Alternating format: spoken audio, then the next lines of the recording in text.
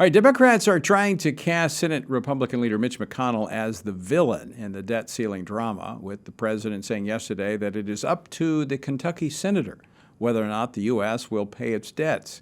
But Leader McConnell continues to point to the fact that the ball is really in the Democrats' court.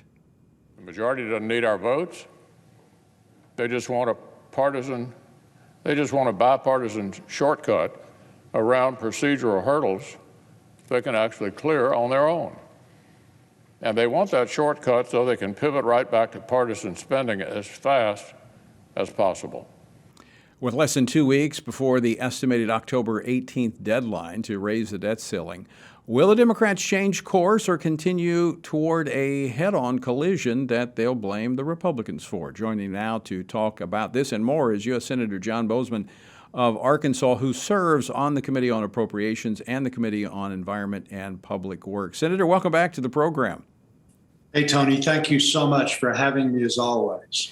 So appreciate you. Good to have you, Senator. But what's going to happen here? I mean, the Democrats blaming the Republicans for not raising the debt ceiling, and they've got the power to do it themselves. They do have the power to do it themselves. This is something that Senator McConnell's been talking about for the last 3 months, saying that we're not going to do it. And it's really extraordinary, Tony. There's no Republican that's thinking about doing this at all. You can't have a situation where you pass $1.9 trillion worth of spending, extraordinary amount of money, coming back, trying to spend another $3.5 to $4 trillion. They're balking at that now because the public is.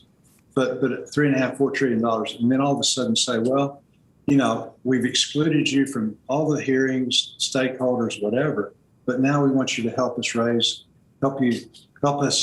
you pay for this through raising the debt ceiling. It's absolutely crazy.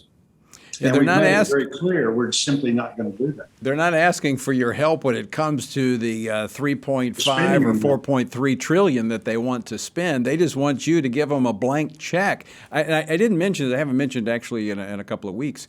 But what they actually proposed, or last week I should say, what they proposed in the CR was a debt ceiling raise with no limit. They want a blank check in terms of how much debt they can amass.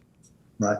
And it's important to remember also, Tony, that when it was Senator Biden versus President Biden and Senator Obama versus President Obama and Senator Schumer also, all of them, when Republicans were in control, they voted against the debt ceiling themselves. So this is something that goes on all the time, although generally you'll have a few crossing over.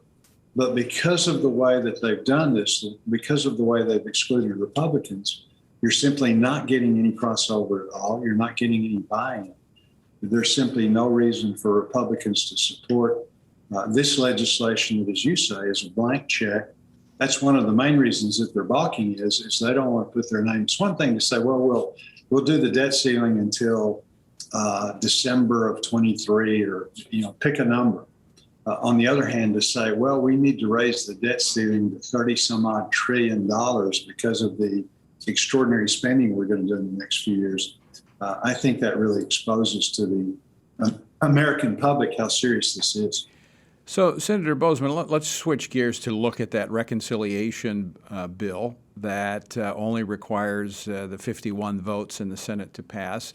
3.5 trillion, 4.3, depending on who's counting here, but it's a lot of money regardless. It's a 2,500-page bill that passed out of the House, a lot of bad stuff tucked into it. One of them is another mandate that financial institutions report on financial transactions of Americans to the Internal Revenue Service if the exchange is more than $600. At present, it's $10,000 or more, lowering it down to $600. What's going on here? Well, the bill, as you point out, is bad policy. You've got elements of the Green New Deal stuck into this, significant increases in your gasoline, electricity, your energy prices, all of those kind of things. Going to be very, very inflationary. And then as we're talking about, the pay-fors are terrible. And right now, if you deposit or withdraw greater than $10,000, there's a reporting requirement. if you index that to inflation, when that was put into effect decades ago, that should be $50,000 now. That was done for organized crime, things like that. What they're proposing now is every time you either withdraw or deposit greater than $600, there's going to be a reporting requirement to the IRS.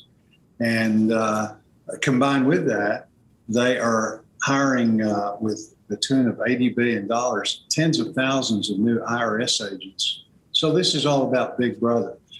Tony, it really reminds me, and it was killed almost immediately. If you think back, they talked about instead of having gas tax, they were going to do the recorded miles, and they were going to, it was automatically going to track where you went and then, track the miles that you did each month. American public said, no, this is absolutely crazy. This is a similar thing over much more far-reaching in regarding to try and track all of your financial transactions. $600 now is nothing. And if they go forward with this humongous bill, with inflation raising the way it is now, it's going to be that much less. So, these things are crazy. The good news is that the American public is starting to stand up and say, no. And very quickly, Senator, you've joined on an effort to try to put an end to this federal snooping. Oh, very much so. We're leading the charge. I'm also very, very involved in agriculture. The pay-fors of this bill are just absolutely terrible. Elimination of stepped-up basis. They were talking about that has to do with inheritance, which would really be devastating to family farms, small businesses, doubling capital gains. The list goes on and on. We could talk about this for hours. And the good news is because of your hard work, Tony, and people like you, you're getting the message out so the average American will understand how bad these things are. And I think this $600 reporting requirement really does resonate. Outrageous. It's Absolutely outrageous for the government snooping into almost every financial transaction a family would make during the course of a month. Senator, we're out of time. I want to thank you for joining us. As always, great to talk with you, Senator Boozman. Thanks for joining us today. Thank you so much for having me.